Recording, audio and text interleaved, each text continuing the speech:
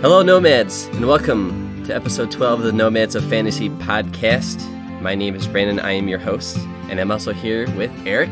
Welcome to the party, pal. Yeah, it's nice.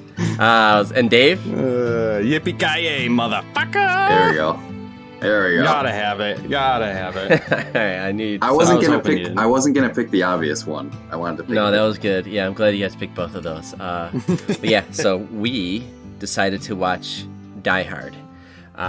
Dave and I have seen this movie before because we're both 40, so clearly there's a moment in our life where we saw it. Eric is only in his 20s. You're what, 26? 26, so yeah.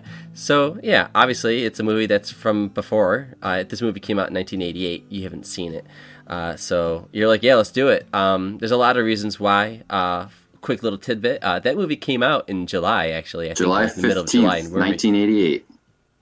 Oh, okay, yeah, and it's July 22nd. So we're really just like, 23 years, anniversary kind of 33. thing going on here? 33. I'm sorry, 33. Yeah. Oh, God, it's so old. Makes it even better, because now it's a classic. Oh, yeah. But before we get into the movie, as exciting as it is, let's catch up. So let's start with Eric. What have you been up to since we last talked? Sure, yeah, mine's going to be super quick. I haven't had much of a chance to play many games this week, but we played, I think really the only times I played were we did a little stream on, I forgot what day it was, might have been Monday or Tuesday. We played a little bit more Dungeons and Dragons Dark Alliance, which I was getting so fucking frustrated with. I'm so pissed off. Oh my god. We both deleted it after we played it. I fucking deleted that game. They updated the game, and it was worse. The AI was so bad. It was so bad. It was horrible. It was horrible. When we were fighting those bosses, one of the bosses we fought, it was 3 different bosses, and we had to fight them all at the same time. And just the range on their attacks, they wouldn't even be facing you, and you would still get hit by their attack, and it was just all janky bullshit. I was getting so pissed off. So yeah, it was fun just to play it again, but I'm glad that, I don't know, I probably won't play that one again, if I'm being honest. And then we were streaming, after Dave left, Brandon and I stayed on a little bit. We played some Super Animal Royale on stream a little bit, and we got our asses handed to us. That's the twin stick battle royale game, the cartoon characters. Cutesy little animals, yeah. That's good. I like that game. It's fun, but I like it. I don't know if everybody's better now. Is everybody up to speed and just beating the shit out of it? I don't know if people have just been playing it and getting better, but we got our asses kicked. We did relatively well the first time we played it, all of us together. We did pretty good in our squad. But yeah, Brandon and I were doing duos, and we were just getting our asses kicked. So bounced off that one kind of quickly, and then I streamed. I talked about Carry On last week. I've been on a pretty big roller coaster with this game. So I was loving it in the beginning. I got super close to the end, and then I got lost and could not find out where to go. Got super pissed and uninstalled the game. Rage uninstalled it. And then I was I was thinking about it more. I'm like, okay, I was so close to the end. I got to just go back and beat it. So I reinstalled it.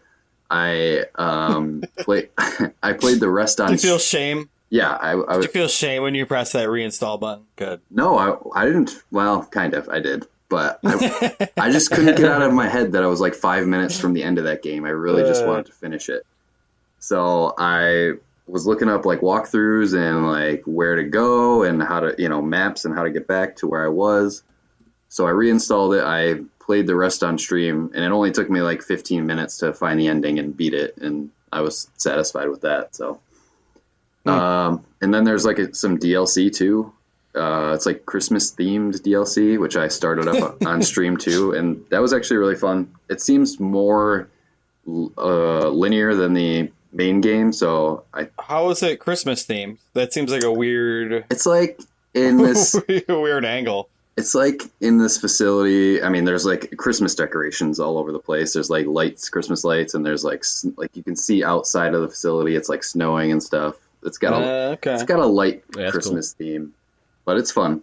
I was kind of like Die Hard. Yeah, kind it's a good transition. But yeah, I was having fun with that. I'm trying to get a little bit more into the streaming stuff. I've been messing around a lot with it. I want to start streaming out stuff a little bit more as I play it. But if you want to check out the streams, check out twitch.tv/Nomads of Fantasy. I'll just plug that right now. I mean, we don't have a set schedule or anything. We're just kind of streaming stuff out whenever we feel like it. But, you know, give us a follow, and whenever we go live, you can check us out playing some games. But that's all I got. What about you, Dave? It was a rainy Saturday in Buffalo, so I did a lot of gaming where I sat around with family. We started with, I guess, me and the kid played some Gang Beasts. That one was pretty cool. Dude, Gang Beasts has been super popular in my house between my 6-year-old and my 2-year-old. I mean, he's almost 3, but still, like, yeah, I've played a little bit with him. Yeah, the controls and how to start lifting people up and chucking them, it gets pretty fun, especially with all the different levels and stuff. But good for a 4-year-old to run around. I guess to explain it, would you call it just like a Royale game where you're just trying to chuck the other person off a cliff or into a octopus or something like that, basically. We were wrestling around, but that was a good one. We tried playing a little bit of Ark. The new DLC got added to Game Pass. The Aberration, I think, was the last one that was on there, but I didn't really feel that one because it's all like future city stuff, and you're running around cities with cyborg dinosaurs, and it gets kind of batty. So I just want the classic dinosaurs. So yeah, that one was all right, but all those got added to Game Pass, so you can try out all these cool new worlds and all sorts of crazy ass dinosaurs and stuff like that. Tried a bit of Genesis Noir. I was looking for a wifey game. I'm like, this one's weird and artsy. Maybe she'll glom onto it. Play for like an hour. I guess it's an adventure game, technically. And it's like completely black and white, noir style. And you're trying to save this singer girl, but it's all sorts of weird metaphors for the universe. And I don't know. I didn't think the gameplay was too exciting, but that one didn't last too long. I know it's not a long game, but I've had that installed on my hard drive for a while. When it first came out, people were like, there was some buzz around it, which is why I downloaded it, but I haven't touched it yet. Yeah, our style is just crazy. It's all just black and white, and the animation's super smooth, and it's kind of really trippy. You know what it reminded me of? It reminded me of, have you seen Soul, the Pixar movie? It reminded me of a lot of that abstract type stuff in Soul. Like all the line work and stuff, the line art. I thought that was cool. Yeah, there's a lot of mini games in it, and it's really confusing. And I don't know. Maybe it was too late in the night, but that one didn't last. And my wife looks at me and she goes, "What happened to that weird internet game you were playing?" I'm like, "Oh, I see." So I threw some Hypnospace Outlaw back on. That game, I got stuck for a little bit because some of those missions are you got to do some real detective work to put the pieces together. So I used a little bit of a Google helper, but that game is kind of crazy. It's just kind of batshit insane. More Granny's hot butter ice cream. You open up, other different websites and stuff like that, and you can see a story happening where you had to ban some people, and now they're pissed at you. And I guess we'll see what comes of that. But that one I'm going to chip away at. I threw Wasteland 3 back in for a little bit. Turn-based strategy game. Turn-based, right? Yeah, it's like an your standard XCOM game. Yeah, you two play turn-based game, like strategy games. I do not really anymore. I've noticed that. It's nice because it's just a slower pace. I was gonna throw some up on Twitch or whatever while I was playing, but the music gets kind of repetitive in it, so I threw on Spotify. So I know you can't stream and do that. Oh, okay. It'd get us immediately booted, but it's one of those weird things where you come back to a game after a long time, like especially like an RPG, and I made all these decisions before, but I don't really remember what they are when I'm coming back into it. So I went, played for an hour or two doing something, and then I got to the gigantic robot Ronald Reagan statue, and I had previously done a mission or two to like beef him up so he's like super powerful, and then I decided to murder the Ronald Reagan artificial intelligence and send him to the robot commune with the robot sex robots and all sorts of weird stuff. And the giant Reagan killed me over and over and over again. So I gotta rethink some strategies there. Hopefully load up an old save, but that's a good turn-based RPG for when you're just kind of lazy and sitting around. Get into some story there. It's got some good comedic value to it too. Oddly. And the last one I played, they just added a Game Pass, Blood Roots. And it looks like, trying to think what the art style looks like. It's an indie game. I played it as well the other night, and it is fun. I really enjoyed it. It's a lot. I don't know. It looks like a lot of indie games. It's kind of got a cel-shaded. By Paper Cult Incorporated. Cartoony. Paper Cult is the developer and publisher. So that one's out on PlayStation, Switch, Xbox. But it's like Katana Zero, where you're doing like run bases through like little chunks of levels, trying to murder everybody. Oh yeah, if you get shot once, you're dead, right? Yeah, basically. So you move. You're quick. just grabbing. There's weapons, like literally, you can pick up anything off of the ground. You can pick up. I love it. Ladders. You can pick up a chicken. You can pick up a fish, and everything does something.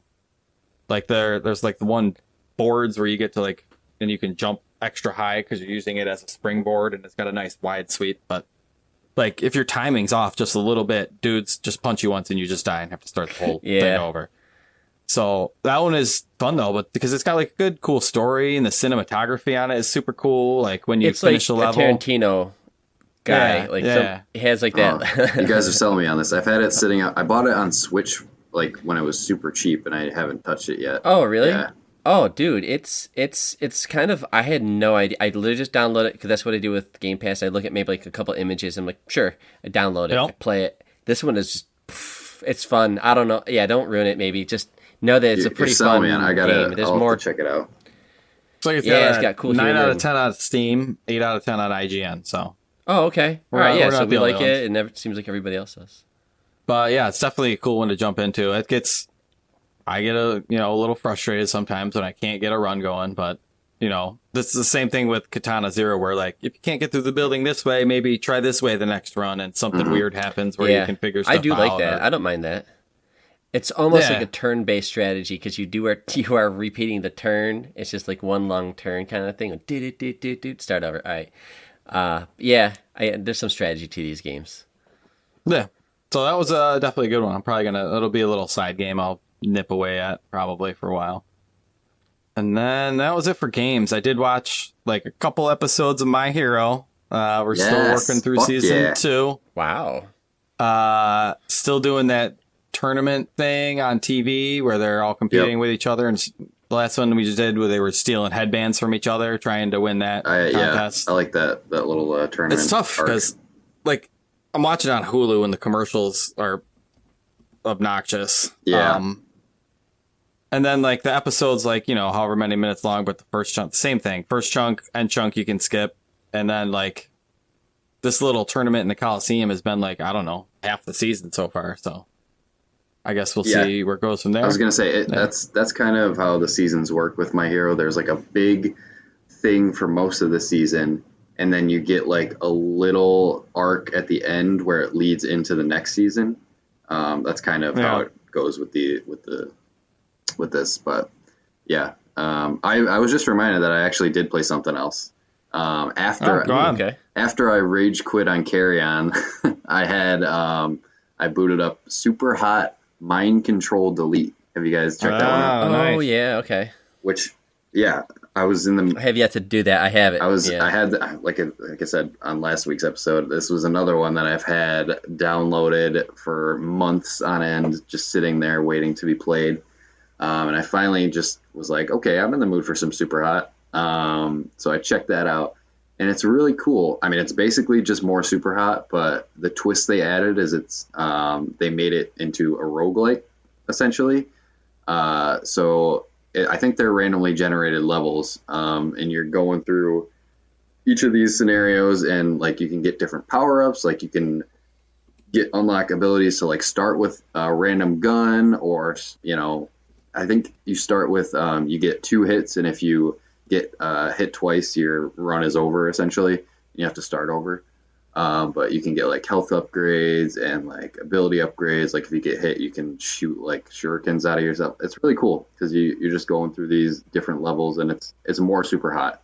And are they randomly generated levels? I believe they are procedurally generated. Oh, cool. Which the only problem with that is I have run into some of them that are repetitive. Like the maps, I think the encounters are procedurally generated, like the enemies, but there's only a set number of different like level layouts that there are. So you do get some repeats, but I'm having enough fun with it where I like Super Hot, and it's just fun to play more of it. That makes me happy. I like the one that I did play, and I like that one day I turned on my Xbox and the developers over at Super Hot thanked me for buying the first one and gave me. They just give you the fucking game for free. It's a whole new game. I was just like, that is so good. That's cool. And there's a lot of the like meta stuff that Super Hot has. I won't spoil it because I want you guys to play it if you haven't yet. Okay. But yeah, no, I have not. It's really good. If you like Super Hot, you'll like this. I'll just say that. Okay, nice. I do. More Super Hot. I'm at the end of that one, of the first one. Well, hey, real quick for me, I had a wedding. Nice. I had to go to a wedding. I was out of town, so I didn't get to play too much, but I did play some Golf Story. I told you that I bought it, and I actually played it over that week. Yeah, so how much did you play? I did play a little bit. Huh? How much did you end up playing? I just helped. I challenged all the kids that are training with Coach. Coach does not like me. Trying to remember. But yeah, I went around the park doing all the activities, and it is cool. I don't know how to describe this game. Dude, it's so unique. It's an RPG, but it's golf. Exactly. And the golf is really basic, which I love. It's just really... And they don't really hold you back. It's like you shoot, you don't get it, shoot again. Like, it's not like you got 3 tries and, there's no fetch quests yet. I love the humor. It's got that, what do they call it? English? Yeah. Is that when like the translation's really bad?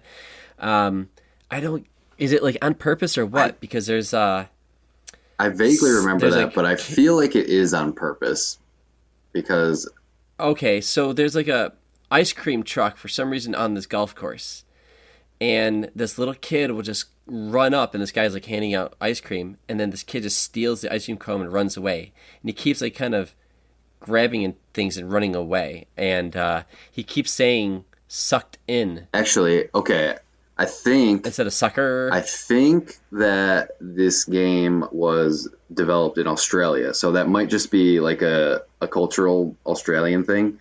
I want to say this is an Australian developed game, so there is some of that. There's a couple other things that are just some of that different like terminology, yeah. But sucked in? Well, yeah. Yes, sucked in. I remember that one too. Let me give you the Urban Dictionary. Urban Dictionary for sucked in is a mean-spirited Australian, or at least Melbourne, schoolyard slang to express one's enjoyment over a friend's misfortune or suffering.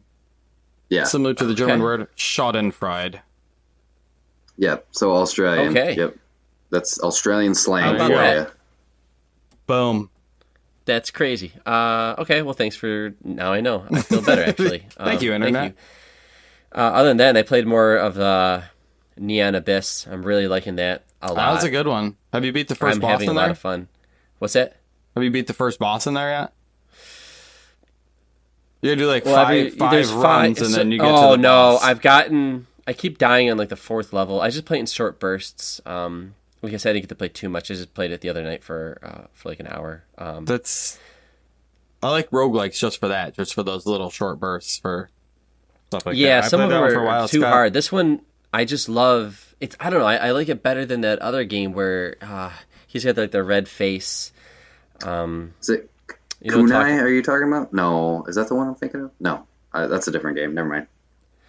No, it's another popular one where he just has like a very nondescript face, and it's just like a red face, and he runs around. It plays just like Neon Abyss. Oh, but Dead Cells? No. Dead Cells. Thank you. Okay. It is Dead Cells. That's the fire face. Yeah. Fire. That's what it is. I'm trying to think. Anyways, forgettable character design, stupid, but. That game is kind of fun to play, and I kind of like all the different things. That's a sweeping, bold statement, but okay.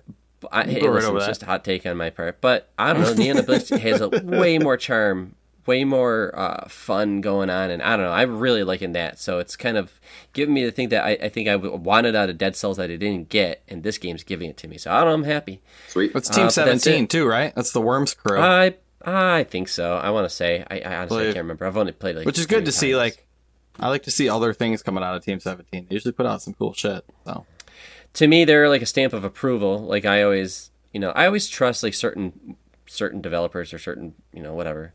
Like Bethesda, I'll try. Ubisoft, I'll try.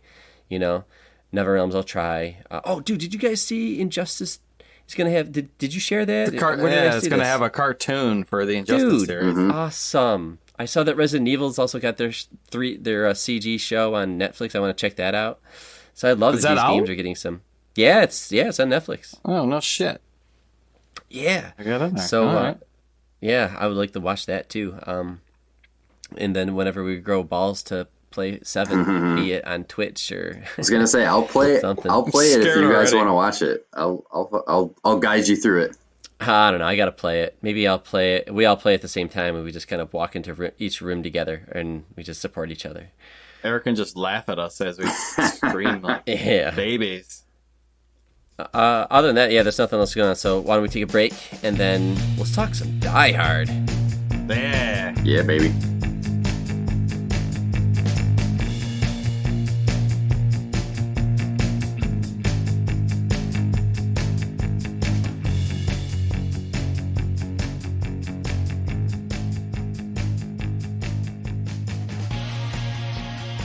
Okay, we're back, and we're going to talk some Die Hard. And like we talked about earlier, Eric hasn't seen this movie up until for the show, but Dave and I had. So I just watched it today, super fresh. I don't know, Dave, did you watch it, or you just got locked in your head because you've seen it 1,000 times? I watched a chunk of it today. I've probably seen it 100 times. I don't know. Right. It's kind of burned in. Yeah, but Eric, you want to hit us up with some, break down the movie, Yeah, we know that it came out in 1988. Yep. Bruce Willis. Summer 1988. And it's funny, like, this movie came out in summer because it takes place during Christmas. So it starts on Christmas Eve. It starts off with Bruce Willis. He's coming from New York back to California. He's a cop in New York. His wife took this huge promotion with this big company, the Nakatomi Corporation out in California. And Bruce Willis decided to stay back in New York.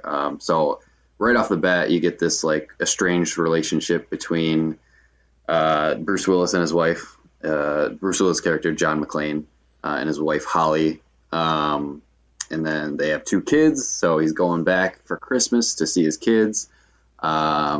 Essentially, he gets picked up when he lands in California by this limo driver, Argyle, which is an interesting name. I always thought that was weird, but he was a cool character. I liked him. Basically he gets to Nakatomi Plaza, huge, modern industrial building.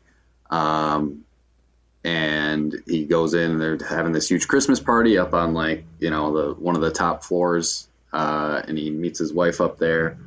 And then basically after that, shit hits the fan. Like, you just see like these trucks pulling in and all these dudes coming out, terrorists. I mean, you don't know at that point that they're terrorists, but they essentially come in and take everybody hostage, the whole, the entire building. They lock down the entire building.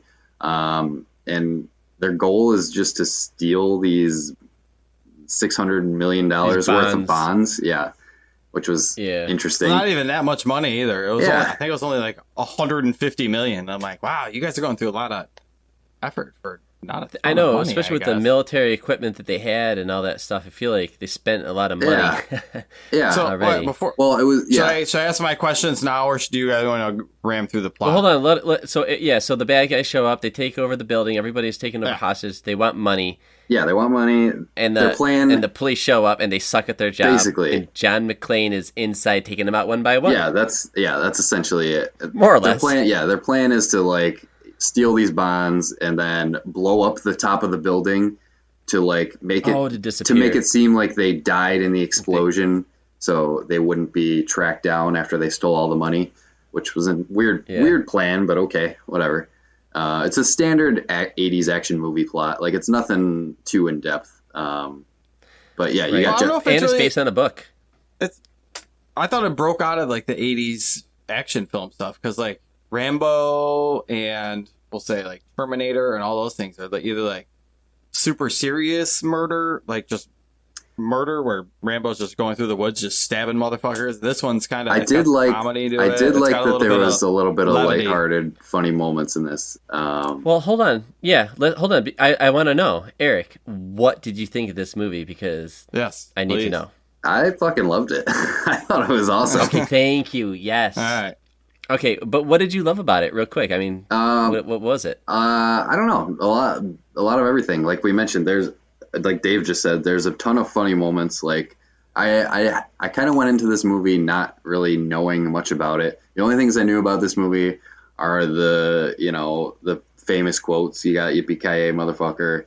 All the gifs of John McClane fucking crawling through vents. Yeah, you know who Hans Gruber is. Yeah, I know who Hans Gruber is, which, by the way, is the dumbest supervillain name ever. I think that name is so stupid, but whatever. He's German. You got Alan Rickman, an amazing English actor, playing a German dude. His first role, and he was a Broadway kind of theater kind of dude, I guess. This was like his first movie. So he's like in his 40s. I mean, He fucking destroyed it too. He was a really great. good villain, Oh, but yeah. his German accent was just not great. It was a little distracting. I don't just because I know why it was. they're like, we like British people though, so just kind of do the Alan Rickman, clog your voice a little bit, and well, it'll be fine. It's not American sounding. That's Yeah, all. they had a good American accent though too. Yeah, Clay. When he turned that into too. Bill Clay, yeah, that was really good. Bill Clay. That was But really all right, good. so that's cool though. But you had fun with this movie. It's I had 80s. a lot of fun with it. The action It had good humor. One thing, it was a lot longer than I expected it to be. It's like almost 2.5 It's hours. long. It's over 2 hours. It's long, Yeah. and it starts kind of quick. And once it starts, it doesn't stop up until. Let me see. I was thinking like it doesn't. It's weird because it doesn't start slow, but the first hour is kind of like I said, standard 80s action. But once you introduce Powell, the police officer, like, and he's got the rapport with John McClane, that's where it gets really good for me. Like their back and forth is just great. McClane and Powell talking to each other. Isn't it crazy how many characters there are in this movie? I forget because like I made a note about the villains. How we don't really spend too much time with these guys. They are all named, but though. we do They're learn named some villains, things. yeah. Like every henchman has their own name, like Marco, Carl. Yeah, and they constantly. I like Yep. that. They're constantly saying this guy's got the explosives. This guy's going down there. Oh, that guy was his brother. So there's a lot of there's a sniper or something like this. Somebody's on the top shooting one gun. And then like the one guy's a hacker. Yep. And Theo. Just like how it was cool. It was cool, almost like a comic kind of villain, because the one guy is like calling the shots. He's like, he's like singing and kind of being quirky. Mm-hmm. He's like telling like I don't know, like all through the house I see 4 assholes coming up the back end, and then, so they send the Germans with the bazookas to take out like the truck that's coming up from behind or something. I thought it was just fun, and I don't know. Then there's like 3 layers of law enforcement. There's Officer Winslow, or also known as Powell, Right, yeah. right? And then you got that Deputy chief, idiot guy. yeah. That guy is the worst I've ever seen. Like, that guy should be fired. And then the Principal feds show from up. Breakfast Club, Paul Gleason. Yeah. Yes. Mm-hmm. Yeah. And then one of the Fratelli brothers from the Goonies shows up. So yeah, there's a lot of recognizable faces, but yeah, so many characters. Yeah, that is interesting that like you have this core group of character, like you have Hans Gruber at the top, and then you have all of his henchmen. But it's not like, I mean, there's only like 10 different henchmen. It's not like there's 50 different guys running around. I think they start with 12. Yeah, 12. And I like how they have the number and they're constantly letting us know. It's like, took out another one, took out 2 more. John's like, yep, for you. I took out 2. Yep, I took out 1 more. Yeah, exactly. And it is nice because like, I mean, John McClane, I mean, he's a cop, but he's not. They don't really like try to make him like a superhero. I mean, kind of at the end, but whatever. He's just like a guy trying. Well, that's the big thing about this. He's just a guy trying to get out of the situation and survive. And he's kind of using what's at his disposal to take these guys out. You know, he's very resourceful in that way. He is. Yes, I love how he is resourceful. And he's fucking barefoot the entire movie. And all right, so I told you guys before we recorded how like that's a known thing, right? Where he's barefoot in this movie, but I forgot why, and I didn't really pay attention. And then the opening scene was where it starts off with like the camera's on his hand, and he's clenching like the armchair, like the arms of his seat, and it zooms out and it shows like this guy, and he's like nervous of flying, and he's like, yeah, you could say that, and then this is going to be our action hero.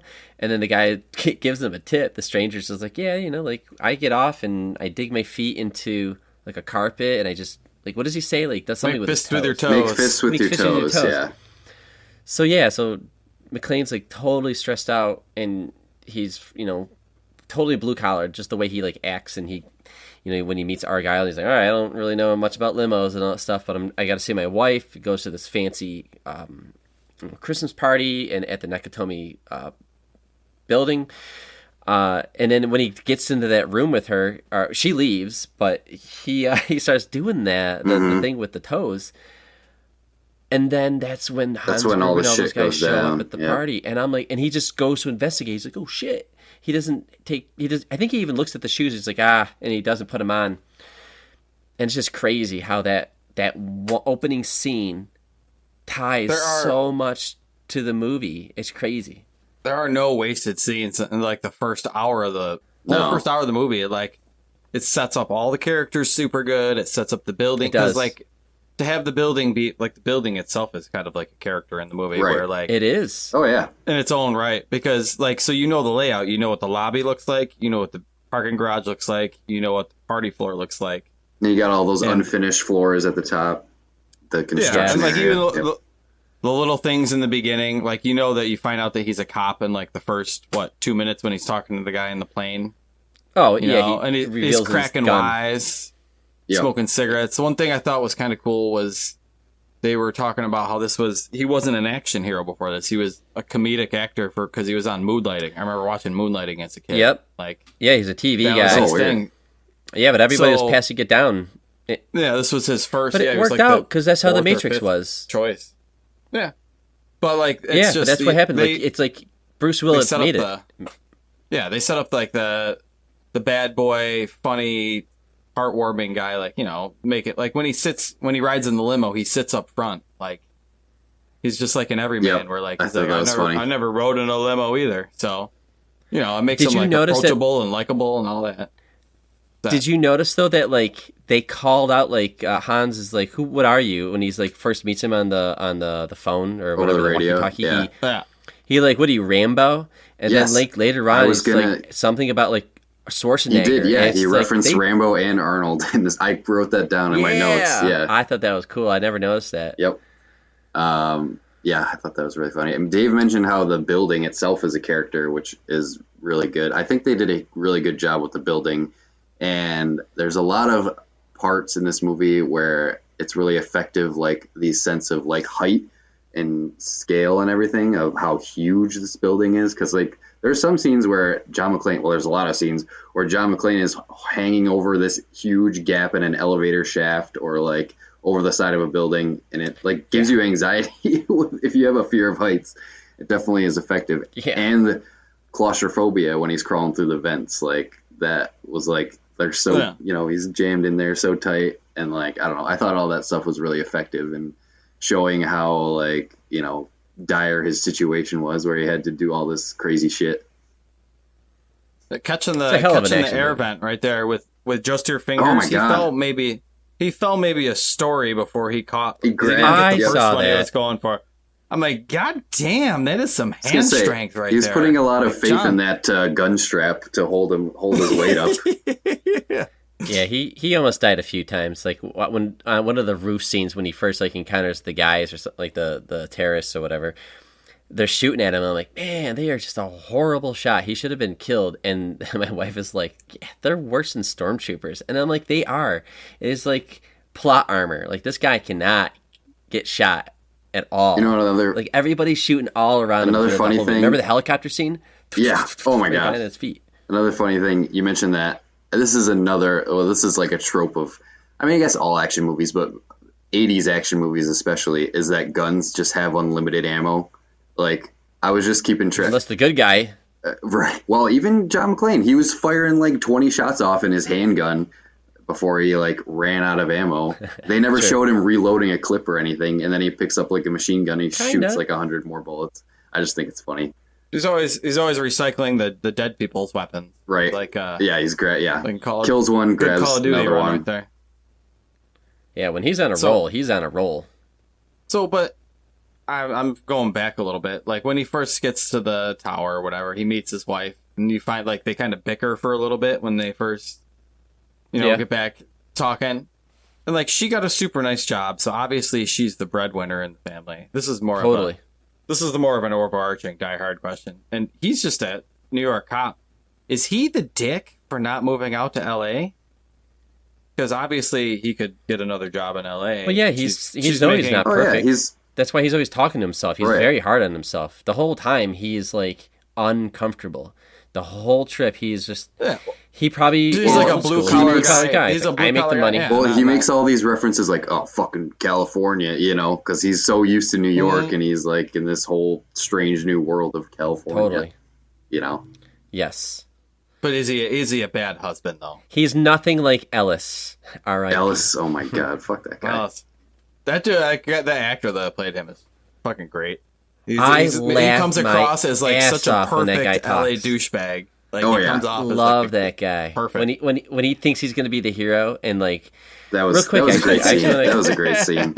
So like this guy is like so I know in the book, which the book is called Nothing Lasts Forever, but in the book, I know there's a significant scene with the watch. Something about the watch that happens in the book, and at the end when she has to let go of the watch that Hans is hanging on to. Apparently that was more significant in the book, but in the movie, it's kind of a throwaway line, but not really. Gloss over it a little bit. Ellis is like, show him the watch, like it's a Rolex, and all, like they're kind of just, I don't know, trying to impress John or whatever, make him feel poor or something like that. And we never see it, but later on that Rolex actually comes at the end. I didn't even realize. I didn't connect those two dots. Yep. At the end. Yeah. That's how. Yeah. Wow. And then she goes back to using McClane's name because she kind of went back to her maiden name throughout the whole movie. That's kind of a thing. But yeah, I just Ellis is he's just an asshole. But when he thinks he's going to be a hero later on, he's like, I'm going to talk to these guys. He's like, what are you doing? It's all coked these up. guys are criminals. Does a couple lines. He's coked up the whole time. He's like, I make $1 million deals for breakfast or something like that. And he's just like, let me talk to you. And it's just like the way he acts is so arrogant. I fucking love that. That was hilarious. Of course, it doesn't work. No. And so I noticed, this is really clever. I don't know if anybody else has noticed this, and maybe they have, but when you don't know what Ellis is trying to do, you think he's trying to help, just be like a good guy or something like that. When he pops into Gruber's room, in his office, there's a mirror.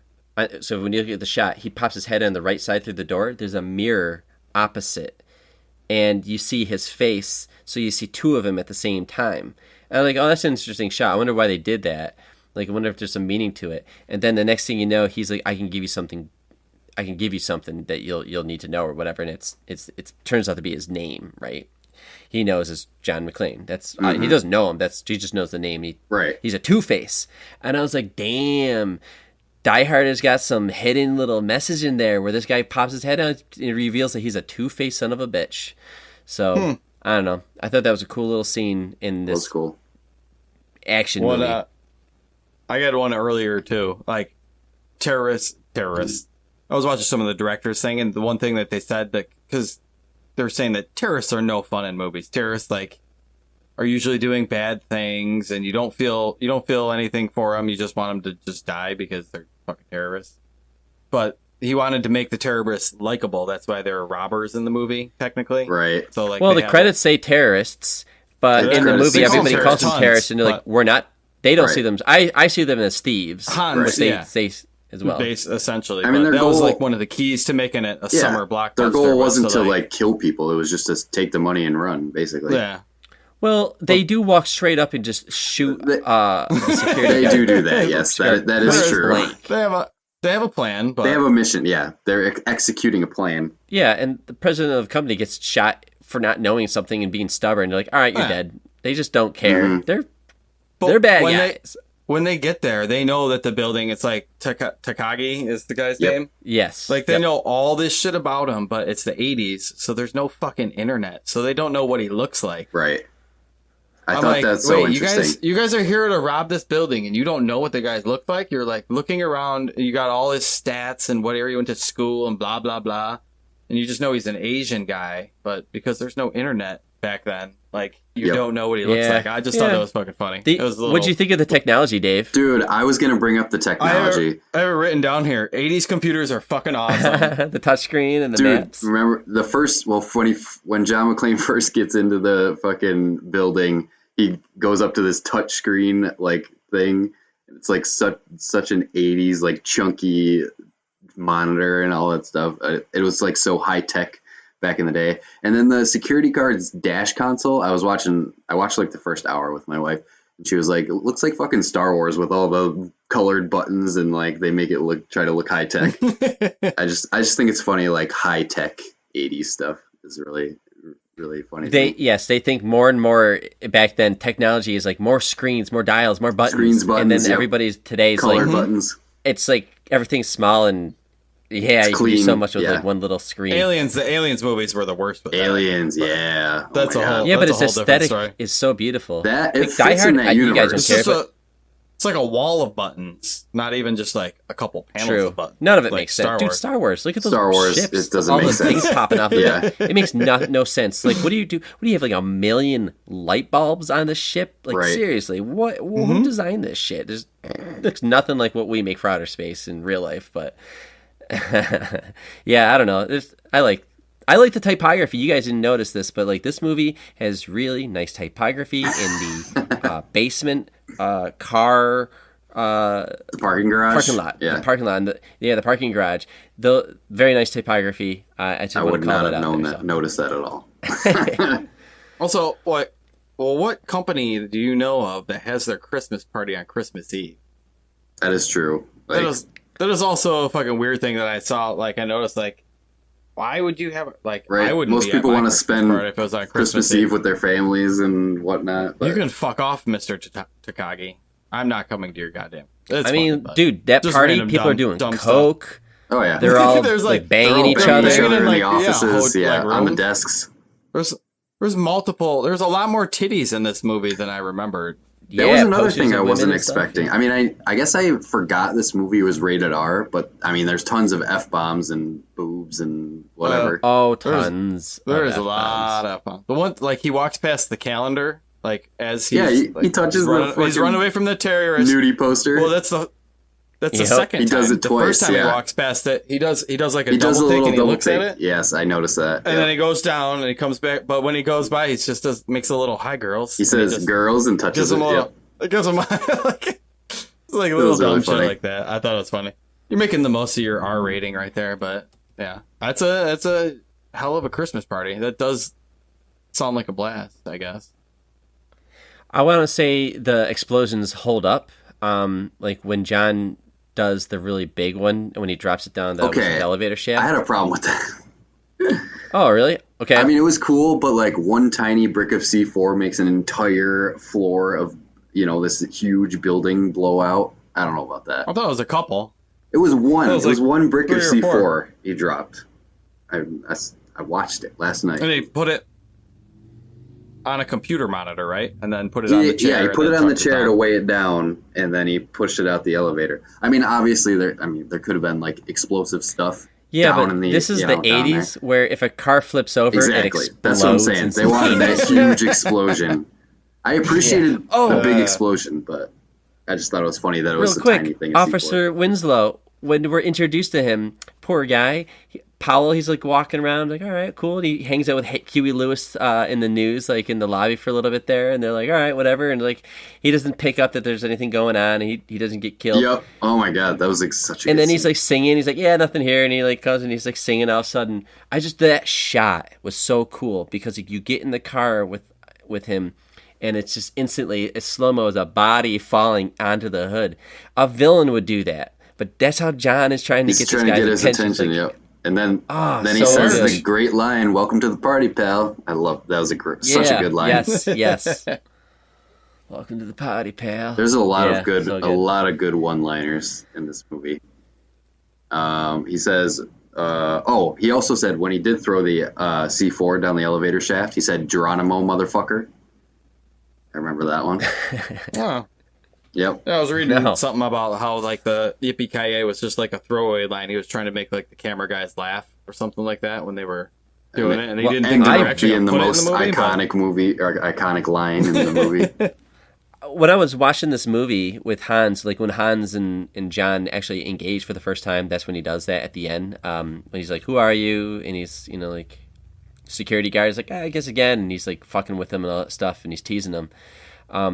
The way the camera works, Dave, I don't know. Did you know this is a noir? I've never thought of this movie as a noir, but really, it is a noir. A noir is a movie that's always at dark. They have extreme lighting going on, high contrast rather, and the angles are always low. And sometimes they'll pivot, right? So like when John and Han, I know we're all over the place, but like when John and Han Gruber come across paths and Hans doesn't have a gun or something like that, so he acts as like an American to get out of it. The whole time that scene, the camera is on I did notice that, yeah. And they're constantly peeking through like windows and blinds and doors and all that stuff. And yeah, it's a full noir. I thought you have to be cool. more black and white, more contrasty, more that kind of stuff to be noir. It's usually like a crime drama or something like that. That's usually noir stuff, but noirs don't have to be black and white. I mean, consider it a Blade noir. Runner's a noir.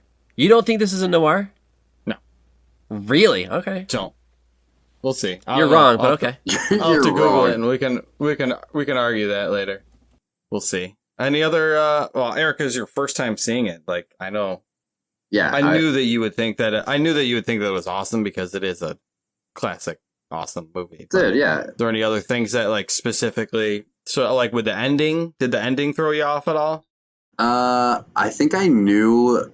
I mean, Hans Gruber's death is a pretty awesome villain death where he just fucking falls from like super high, and they just watch him go down until he fucking smacks the chief pavement. is like, I hope that's not a hostage. Right? Yeah, that was pretty good.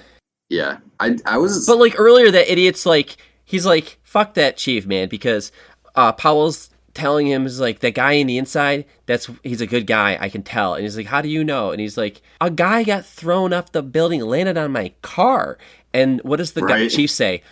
Oh, it's the holidays. Maybe somebody lost a lot of money. It's probably a jump. Yeah, he probably committed suicide. It's just that was so stupid. You are that dumb. It's not a coincidence. You think that or you think it is a coincidence that happened? No, police chief was a dick. I hated that guy. Sucked. Yeah, he sucked. But yeah, Powell was great. And at the end, somehow Carl comes back fucking after he gets his neck. Well, he had his hand on the. If you look when he dies, like when he fights John later. Okay, he was hanging there for like 10 minutes. I know. He's like thinking what he was going to do. How did he even get down there? They grabbed his body and dragged him down? Right. I don't fucking know. Whatever. Suspend disbelief, but Carl comes back from the dead. Yeah. And then Al saves the day, just whips out his magnum and lays into Carl and kills him. That was a good scene. Carl got his they set it up. They set Al it got his up. comeuppance. Yeah, because like he tells John that whole story about how Shooting a he kid. killed a kid, An accident. and he was off duty. He was never gonna fire a gun again.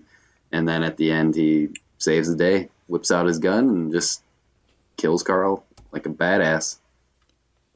But yeah, that was a good scene. I don't know. There was tons of good scenes and funny The moments. reporter. In this, So when the huge explosion happens on the top, and it's like crazy, right? Like they just blew up the whole top of the building. The FBI just got wiped out. The helicopter's falling. That explodes because, of course, the 80s, everything's got to explode. And everybody's just like blown away at what they just saw. And then the cameraman's like, "Oh my God, tell me you got that." And I was just like, this That's all fucking I guy, care you think about, he cares? getting the shot. You think, yeah, he's like, you think he cares for a second, and he's just like, tell me you got. He just wants the scene. That guy. So many characters, man. It's just cool. There's just so many people in this movie, and even like the reporter and the news anchor have something going on. And there's a scene when the news reporter's like trying to help talk about the hostage. The hostage experts up there, and they're like referencing something, and he references something to act like he's smart. And the camera, it's a cool shot because I do. It's like you're where the studio director is like watching like his perspective, and this idiot anchor says like the wrong country when he does his reference, and it was supposed to be Finland instead of Sweden or something, and they're like, no, it was Finland, and he's just like. He just sat there, just like, I got that wrong, and the wait, I don't know, it was a 10-second shot. It was weird. It was a long shot, and I thought that was just. I do. Yeah, that was the good. humor in this movie is good. The ho, I got a machine gun, ho, like, fuck. Love it. When the FBI shows up, it's Agent Johnson and Special Agent Johnson. That was good. I like that. Yeah. Yeah. When they Do we get down to the big question? All right, no, go ahead. Oh, I was just gonna mention when fucking Mr. Takagi gets his brains blown out. I mean, that was the moment where they kind of established that they weren't fucking around and they were gonna do whatever it took to get what they wanted. But even then, there was still some comedy in that scene because the hacker guy and the blonde guy with the machine gun, they were betting on whether he would tell her. So you got that little chuckle in there that, too. Yeah. So. I like that there was a lot of levity in it. Like it didn't take itself too seriously at all. Like that when the LAPD rushed the building, the guy catches his hand on a thorn or something. He's like, I was yeah, like, what are these goons? I was like, and when there's just a random scene where there's one of the terrorists was like chilling behind like a counter and he grabs like a candy bar. He's like looking at the candy bar and he grabs one. He's like, that was really good too. There's just a lot of like really funny little moments in this movie, and some awesome. No wasted time action. in this one. Nope, definitely not. Every little scene's chock full of stuff. Mm-hmm. Do we get to the elephant in the room? No, please, Dave. I think we can wrap this up. It seems like it came about in like the last 5 years or whatever. The Die Hard Christmas movie conundrum, or whatever. And I don't know. I always treated it as like. National Lampoon's Christmas Vacation. That's a fucking Christmas movie. Die Hard was more like it was during Christmas. It's more like Christmas is adjacent because it's not about Christmas. But then when I rewatched it, I started writing down every time there was like a Christmas reference. I started writing something down. And then I noticed I got a lot of Christmas stuff. I had a list of Christmas things like, oh, now he's whistling Jingle Bells. Oh, the cop's singing Jingle Bells when he's walking out with his Twinkies. And then did you notice you got the Christmas party, and then you got Christmas in the limo. Like it was like it's all over. There's so many times in this movie in like the background music where they intersperse the Ode to Joy theme into all. I noticed music. That. Dun, dun, dun, yep. dun, dun, dun, dun. But it'll be like deep cellos. They have like ominous versions of it. And like, darker versions of it when like the terrorists are coming in and like it's all over the place. Well, real quick. So I was looking at how this movie got made because like they took a book from like 1979 and they made a movie in 1988. So this was like kind of going around a little bit in Hollywood till it finally got figured out. But the one producer who was like really he had like, I think he had like two rules. One was the building, right? Like it has to be in that building. It has to be called that or whatever. But he said it has to have a Christmas theme to it. It was very important. He thought that was just what would make this movie different, is by purposely putting it in on a Christmas theme. So you tell me that this is not a Christmas movie when the producer said it has to be in the movie. They add it to all these subtleties. It is the closing song. It is. I think it's. I mean, yes. Is it a family Christmas movie? No, but is that exclusive to Christmas? Is family movies? I think there's subgenres, and I think this is an adult Christmas movie. This is on my first watch. I would say yes, it is a Christmas movie, even without knowing any of that about the director's intent. But yeah, just because the whole conceit is that John McClane is going back to California to see his family for Christmas, to spend Christmas with them. That's the entire conceit of the movie. The story arc closes at the end. Yeah, exactly. And then they go home at whatever, him and his wife make up, and they go back, assuming they go back home and celebrate Christmas. So yeah, I think about like, sorry, yeah. No, go ahead. Like back in the 80s, like you think of what Christmas movies there were. Like 1988, like what did you have? You have like It's a Wonderful Life, and you probably got like a couple cartoon Christmas movies like Peanuts and Charlie Brown or whatever. Sure. That shit. Is Gremlins a Christmas movie? That's very similar to this, where it's that's true. Violent. Good point. Just yeah, takes place at like Christmas. That, like it seems like they're like it got out of hand in like the 90s and 2000s with like, oh, we're gonna put fucking Goldberg in a Christmas movie and have him be an evil Santa and fucking murder people and stuff like that. So if you look, I don't know, if none of that shit existed, do you consider this a Christmas movie? And fucking absolutely do, because it doesn't have Santa, but it is interesting that it is Christmassy. It is interesting that most Christmas movies are released during the holiday season, but this movie released in July in the summer. But it doesn't matter. Is that true? Is that true? Did like Home Alone come out in? I think so. December. Maybe not December, but during a lot of movies come out holiday on season. Christmas though, and they have nothing. I think I got Home Alone on VHS for Christmas, so I think it must have come out. I think they usually try to time like Christmas themed movies for the holidays, but it makes sense. Yeah. That I feel that's like, why I say it's more of an action than a Christmas. It's more of an action than a Christmas, but yeah, it's an action Christmas movie. That's it. That's all you need to say about it. It came out on November 16th, so that is absolutely Home Alone, right in that sweet spot. Yep. Oh, okay. Yeah. Yeah. All right, I don't think there's any. I was gonna say, yeah. As far as whatever, my first watch, I've loved it. I thought it was great. I want to watch it again. I want to watch whatever the sequels, at least 2 and 3, which are the ones that you guys said are important ones. It's tough, man. It's tough. I haven't watched the last one. I did watch, I think the 1 or 2 before the last. I've seen all of them except the last one. I was gonna say, how many? 6? Yeah, how many are there? Look, I watched at 5. a certain point. I think I don't know if is there 5 now.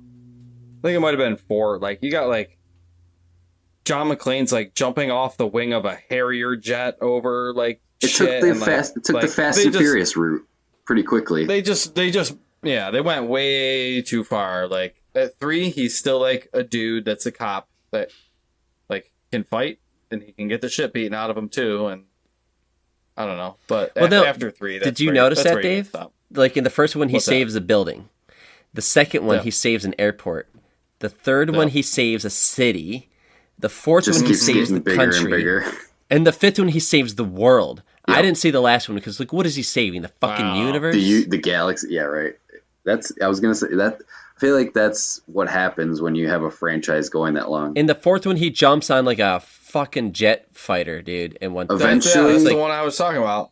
If a franchise goes long enough. If a franchise goes long enough, it'll eventually get to space. Look at Fast and Furious. Look at the Jason movies. Jason went to space.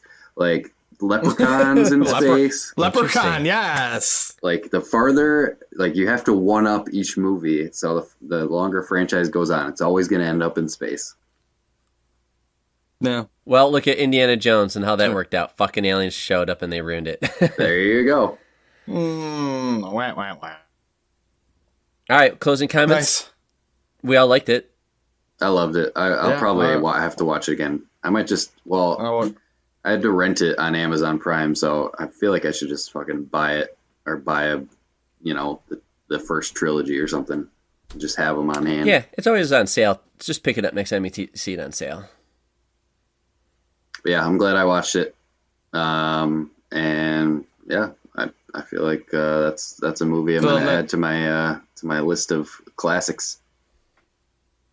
But yeah, a lot of what I want to do with the podcast is fill in a lot of those holes I have. Like, there's definitely some fill your movie holes, Dave? I have in my.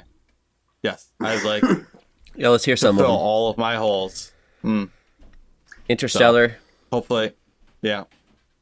I've got There's a some couple classic Wolf of Wall movies I Street need to is what I need to watch, or a couple classic movies I need to watch. Like I was saying, a lot of those Robert De Niro movies, Casino, Heat, all those ones. I want to watch those. Oh, man, I haven't seen Godfather. Casino in a while. Yeah.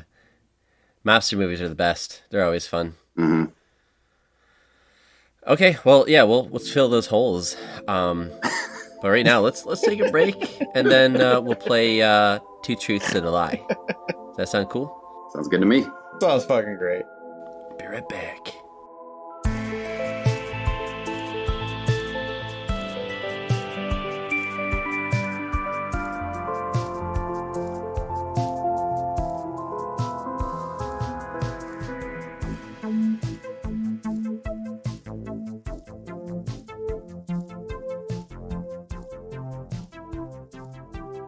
Okay, we're back, and we have a game, and it is called Two Truths and a Lie, and I will be hosting this one. I'm going to have Eric and Dave go against each other. So I think everybody knows the rules of this. It's pretty easy. I'm going to pick a topic, and then for that topic, there's going to be two truths, one lie, and these guys are going to tell me which one is the lie or the truth. Whoever gets it right gets a point. If they both get it right, they both get a point. Ding ding. What's that? Ding ding.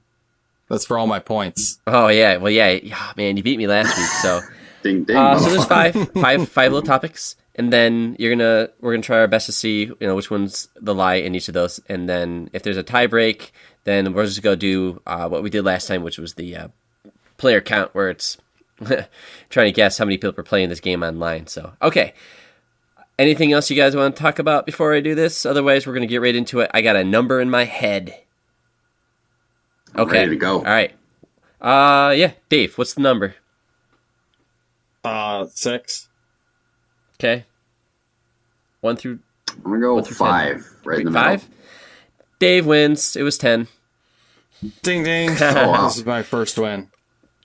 Yeah, so Dave, congratulations. You get to go first. And the topic is Jaws. Wow. Yep. Jaws, ooh. So I'm going to read off 3 facts, but unfortunately one of them is actually a lie. Here we go. In Jaws, the name of the shark was Bruce. There was supposed to be 2 sharks originally. It was also almost called the stillness in the water. The stillness in the water? Yes. Because Jaws was actually a book before a movie. So, Peter eventually... I can see a couple as being true. I'm going to go with number 2 being the lie. I don't think there was going to be 2 sharks. I don't know. That sounds odd to me. I could see Bruce. I could see stillness of the water. I'm going to also go with number 2. I know number 1 is true because I'm pretty sure, Brandon, you actually told me that not too long ago. Oh, did I? Okay. Yeah. Yes, that is true. No, yeah, you guys from? are right. You guys are right. Yep. They didn't originally want to. That's okay. So, so we were both yeah, right? you both got a point. Ding, ding. Ding, Sweet. Right. Look at you, Jaws experts. I don't know if you guys know this, but that's one of my favorite movies of all time. I love Jaws. This is a good one. I got to watch that again. It's really good. The music's I used really to love good. Jaws as a kid. Beyond the dun dun dun dun Haven't stuff. seen him in a long time. Okay, so Lord of the Rings. All right, so I think we all know enough about this, but you don't know. Maybe. Yeah, so Lord of the Rings, 3 facts. Here we go. Brad Pitt was actually originally picked to play Aragorn.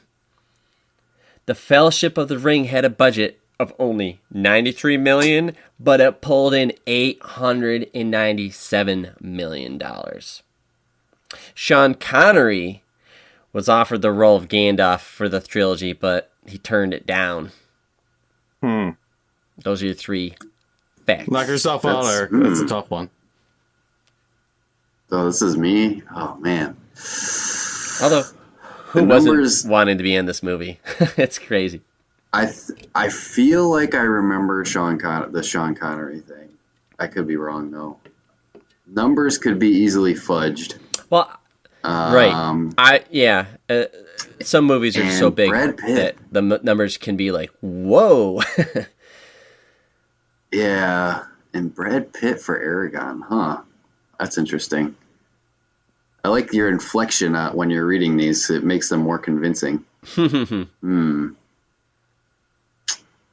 Let's see. Oh man, I don't know. This is a toughie. I'm gonna go with number 1, Brad Pitt. Really? The Brad Pitt one. I could see Brad Pitt being initially being like a first choice, I guess.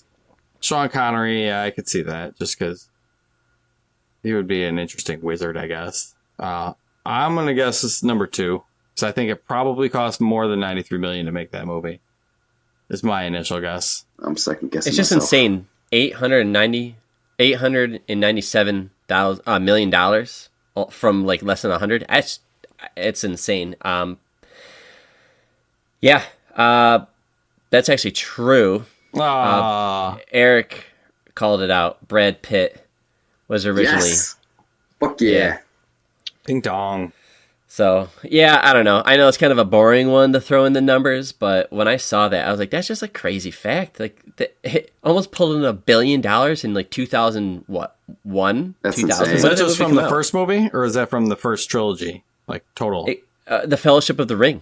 Okay. The Fellowship, just the first movie. I mean, it's the best one. That's insane. I mean, Brad Pitt might have been picked in somebody, but we'll never know. Like, they probably. I can see him being like the casting person's like first choice or whatever, but like people, the director or whatever, like shooting that down immediately, being like, no, he doesn't do fantasy. I definitely movies. I definitely remember the Sean Connery thing. That would have been an interesting choice if Sean Connery was Gandalf. Oh, thank God he wasn't. Jesus, thank God. No offense, but I mean, that was the perfect casting, man. For Gandalf. Jesus Christmas, man. All right. Brad Pitt was the good next in Troy, topic. though. If you look at Brad Pitt in he's Troy, a great he actor. was fucking fantastic. So he would have been a good Aragorn, but they did right. We've only done 2 movie reviews so far, and one of them, Brad Pitt was amazing in it. It was the Once Upon a Time in Hollywood. Oh yeah. Okay, so this next topic I picked is Sega Genesis. This is actually pretty cool. Ooh, I was learning about Sega. This is kind of fun. The Sega Genesis had wireless controllers. The Sega Genesis was actually Sega's 3rd console. Originally, they were going to call it the Super Sega Genesis, but when Nintendo came out with the Super Nintendo, they had to scratch that.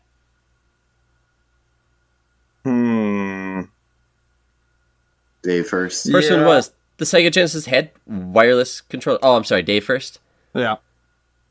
Yeah, wireless, 3rd console, and Super Sega. I think Super Sega could be it, but the hardware brain in me says that was too early for wireless controllers. I'm going to go with number 1, wireless. Okay. If I'm not mistaken, didn't Atari have wireless controllers? Didn't they have a version where they had? I could be completely wrong, but I feel like our wireless controllers were earlier. Could have been that. like one of those, a version one of the them. later releases of an Atari, maybe. I don't know. Let's see. I'm going with the Super Sega one. I'm saying that one's the lie. Sega Genesis had wireless controllers, and I didn't say they were the first. So if Atari had them as well, they did. I just saw that was the fact that they actually had them. Bitch. But Sega Genesis also had like online gaming. Remember, through the TV, through your cable, which is crazy. There's a couple of things that Sega was doing back in the day that was pretty impressive. So yeah, good for the Japanese developers back then. The lie was. No, they didn't want to call it Super Sega Genesis. So yeah, Eric got that. Known that. Hell yeah! That was easy. Oh, So easy, Eric, that Dave got it wrong. Oh fuck! All right, guys. damn it!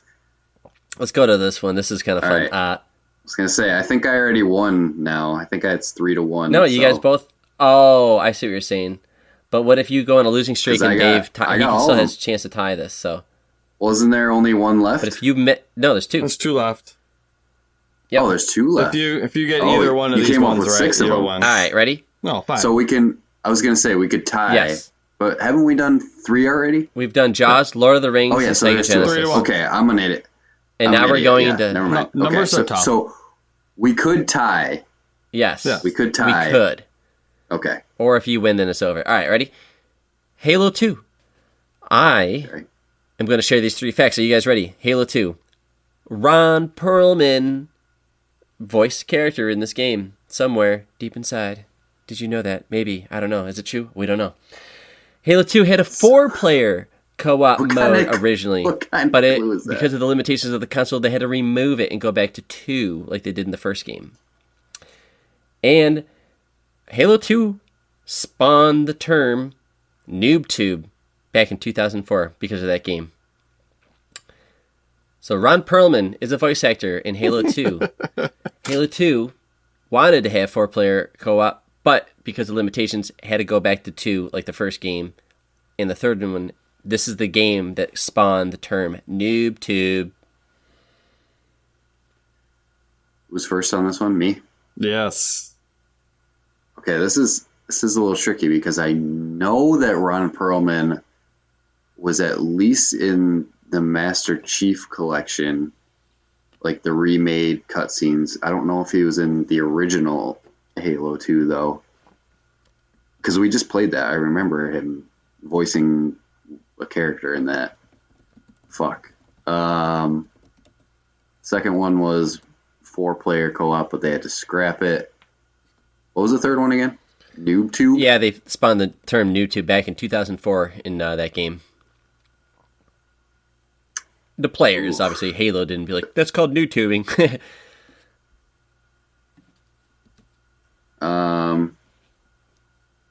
Ooh, man. This is tough. Really loves a good noob tube.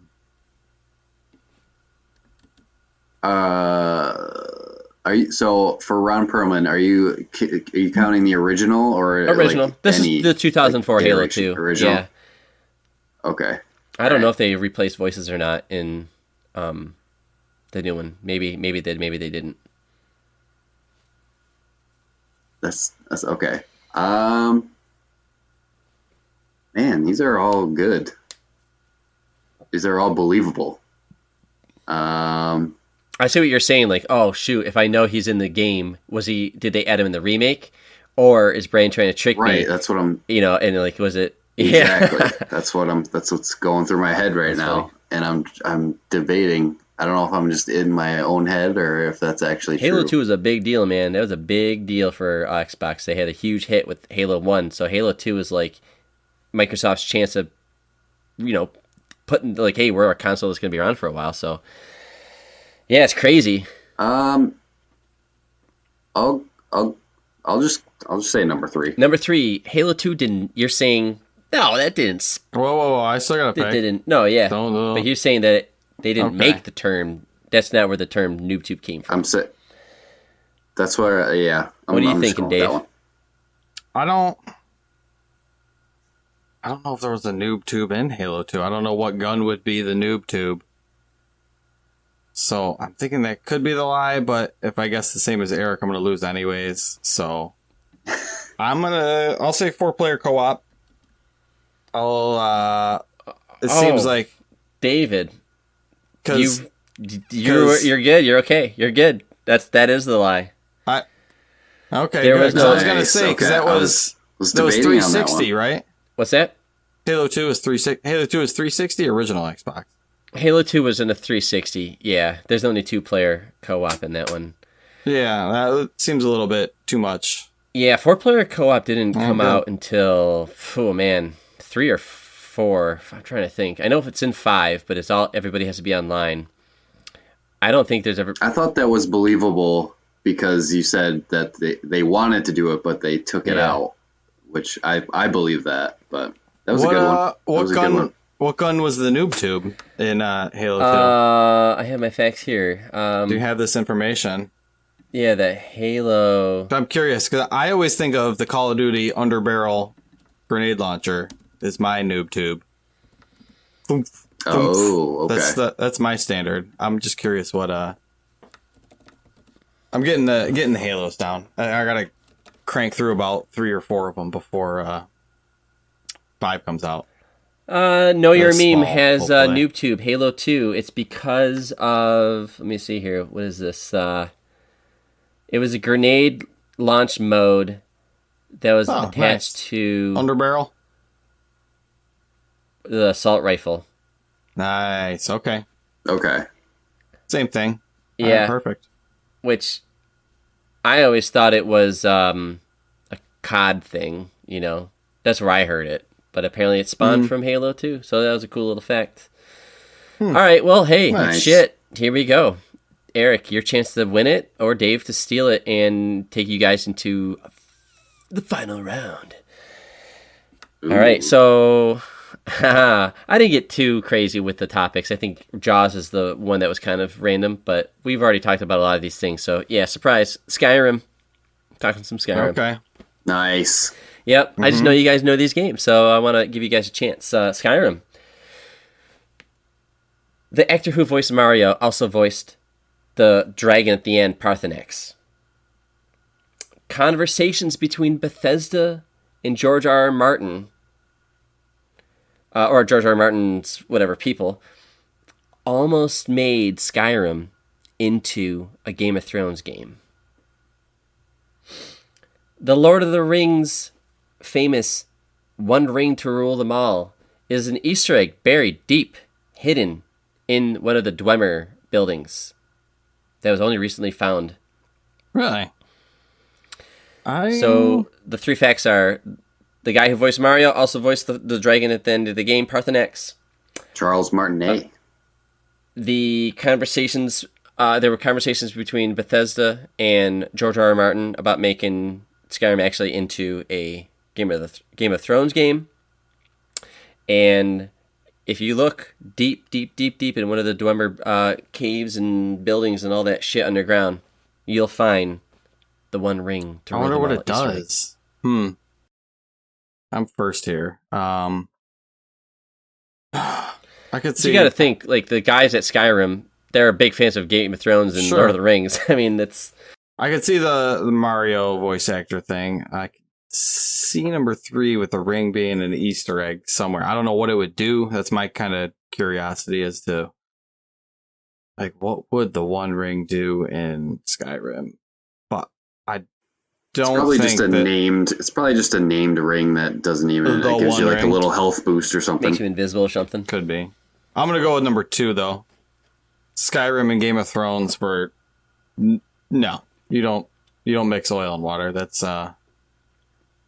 they're separate but equal entities. They do their own things. I don't think that would have happened. So Dave thinks, no. Game of Thrones, Skyrim, that almost didn't. That never happened. Yeah, We're not talking. Okay. What about you, Eric? What are you thinking? 9. Well, you messed up, Brandon, because I did Skyrim facts last week, and I know which ones are true and Oh, which really? ones are false. Oh. Well, it doesn't matter because Dave already got it wrong. So I mean, it is what it worked out. So What? which one's the lie? I know that number 1 is true, and if Dave got it wrong, that means number 3 has to be the lie, right? Yeah, he lost as soon as he said I'm that. calling shenanigans. Wait, why I'm did- calling shenanigans. Did you why, before I even gave that away, were you thinking that the One Ring I to was. rule them all was... I was, because, well, you already, I mean, it would have been a coincidence that Lord of the Rings was already brought up, but I definitely remember looking those facts up and seeing those. That's funny. All Those right. other The Game ones. of Thrones one? Really? Yeah. I wonder what books were out when they had this, because this Skyrim came out well before Game 11, of Thrones. 11, 11. Game of Thrones came out in the 90s. These guys are fucking big-ass nerds that love fantasy. I mean, they had to have been influenced by George R.R. Martin, right? Yeah, but the HBO show hadn't started yet. When did that start? When did HBO get the show? Oh, Because it's apparently true. Apparently it almost happened. Or maybe not almost, but it was considered, like they were in talks. The timing, so. yeah, the timing seems like it would line up for like the original, starting production on the Game of Thrones show back in April 17th, 2011. Yeah, shit. That's right. Yeah, that's right when Skyrim was about to come and out. Skyrim took fucking years to make, so... And the 11, TV show 11, yeah. I was going to say, they were probably in production at the same time. Son of a bee sting. I guess no more ding-dings for Dave. No more ding-dings. I'm not going to space camp Well, this year. congratulations, Eric. You won. Yeah, that was fun. That was pretty cool. Okay, well, that's the third round of... Yeah, we do this in 3, so next week we'll introduce a new game at the end, but we'll figure something out for that. Maybe we'll bring back one of the older ones. Maybe we'll come up with a new game. I think that's always fun. Eric, do you mind transitioning us into some social activities? I know you've been pretty active out there. I know we got some emails. What's going on? We'll plug some stuff. I posted about Die Hard on Twitter. Our Twitter is at Nomads of Fantasy. You can follow us there. But I posted that we're going to do an episode on Die Hard, and our good friend Jake Iveson again replied. Yeah. And his reply proves that Die Hard, it reinforces the fact that Die Hard is a Christmas movie. Nice. He said, it's definitely an amazing movie. It holds up and for sure is a Christmas movie. We watch it every year around the holidays. My dad's idea was to watch it every Christmas morning, although Mom didn't approve that idea, and it still works its way into that time of the year. So they watch it every year. Shit. His dad's been doing it before the internet then, because Dave was saying that like 5 years ago this became a thing. Yep, so... I don't know, that was my guess, but... There you go. It wasn't as cool as his, apparently. There you go. You can also email us at nomadsoffantasy@gmail.com. And my lovely mother wrote us a very, very nice long email. And it came with cookies. Yeah, I wish it did. Aww. But I won't read the whole thing, but she basically just said that she really likes the podcast. She really likes listening to it. She really liked the Star Wars episode. She was, I was the one that kind of introduced her to Star Wars. So, she got a kick out of that. Okay, cool. I mean, she watched the original movie when it came out, like in the 70s, but I got her into like the prequels when I was a kid. It's funny. She said, My Hero Academia, I couldn't really get into that, but I do realize that I'm not a part of your target demographic. Mom. I thought that was really funny. And one of her favorite episodes was the Once Upon a Time in Hollywood episode. Really? Because she's been wanting to watch that movie, and she watched it just because we did the episode on it. Well, that makes me happy. Wow, nice. She super enjoyed that movie, and she likes Tarantino movies, so she was really into that. So cool. But yeah, she wrote super nice long email. I'll send it to you guys if you want to read through it. But we'll have to hire a voice actor off of like Fiverr to read it in a really cool voice. Yeah, right. That would be cool. And yeah, like we've been saying, we've been starting up the Twitch a little bit. We're still kind of messing around with it, but if you want to follow us, you can do it at twitch.tv/Nomads of Fantasy. We'll probably pop on there every now and then, at least, once a week, maybe for just a game stream, either Dave or I. Brandon's not really into the streaming yet, but we'll get him there. We played a little bit. Slowly but surely. I think he'll play with us. He might not do solo streams by himself, but He'll do some co-op with us on stream. And yeah, other than that, on Apple you could rate, rate and leave a review, which would be super awesome. That'd help us out a lot. Right, give us a review. Yep, that's all I got. All right, Dave. I'm going to let you close because I want you to talk a little bit about your Amico, Intellivision Amico. Just because they dropped like a trailer out, and there seems to be some hype going on out there. You're catching me off guard here. Well, hype goes in both directions, I guess. Because, what was it, Digital Foundry? Mm-hmm. Is that what we were talking about earlier? They always do their performance tests and everything. Yeah. So, yeah, they were kind of shitting on it the other day, but at the same time, Intellivision did some somewhere in Pennsylvania, the Crayola, yeah, something like that, yeah, building museum, something like that. But they had people come and play it, and it looked like they had young kids and parents that weren't hardcore gamers, which seemed to be the perfect demographic for it. They only showed the same game, so it really wasn't a ton of new. It was more of a fluff piece, but not any new gameplay or hardware breakdowns or anything like that. It looks like a real console. It sits on a table and plugs into a TV, and you play games on it. So yeah, when's that coming out? I think it's at least real enough. I believe October of this year.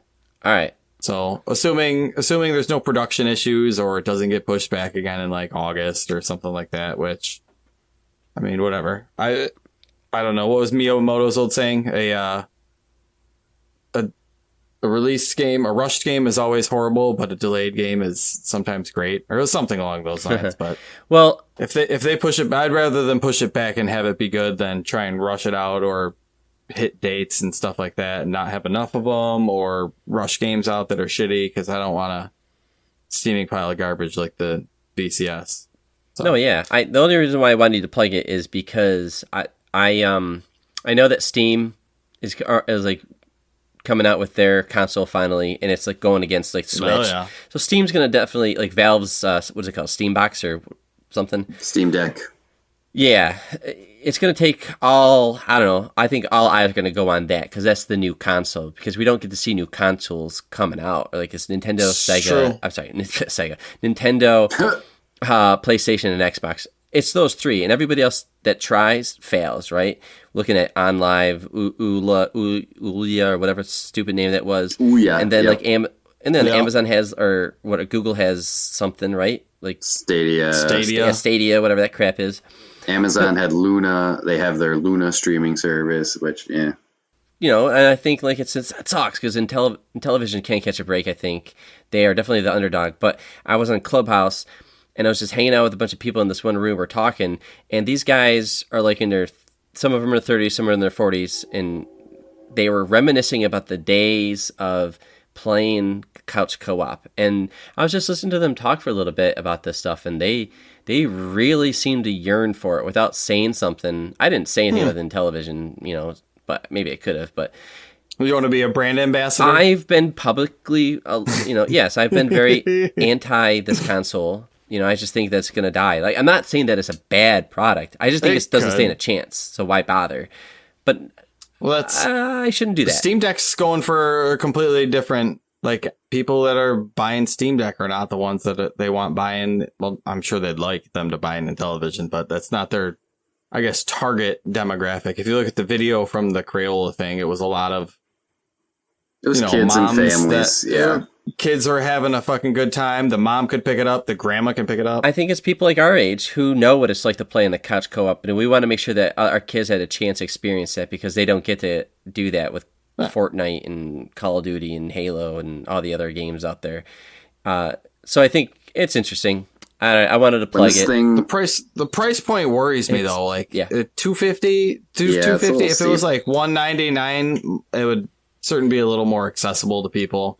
Even like, because it's got not the greatest processing power. It's probably like a jazzed up tablet coming out of a console. They should advertise it more as like a toy and not like a gaming console.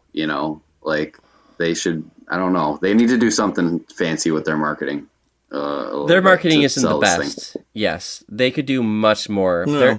They're doing it seems like old rich guy is kind of like leading, like, I don't know if that's the case with Tommy, but it just seems like just show people like enjoying it. And it was like, well, you're not going to show people not enjoying it. So it's just like half the story because it's not that authentic. Well, that's what I was saying. I was like, how many people? That gets me worried. How many people did they cut out of that video saying, it was okay? I'd rather spend $10 on buying a game on my Switch than this shit. Yeah. But anyways, we're indie supporters. Yeah. We're a small show, and we know that there's like hundreds of podcasts out there. We know IGN's out there. We know Easy Allies are out there. Hundreds. We know these shows, Bombcast. Yeah. We don't stand a chance. But we get it. We're from Buffalo. We understand the underdog story. So, I don't know. I'm not saying I'm 100% for this console, but I want to.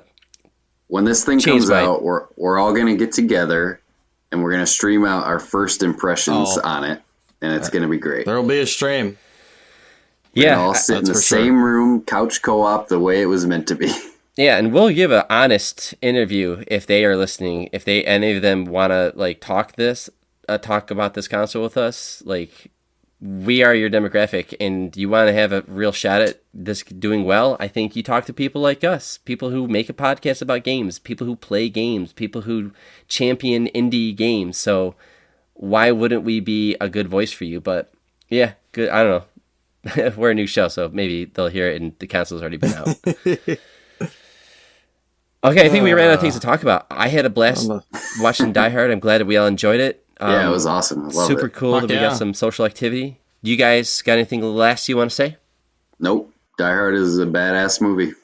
Yeah, that about sums it up. Go watch the Olympics and play more games. Play more games. Play some board games. Play some board games with your family. You know? Round yourself. All right, sure.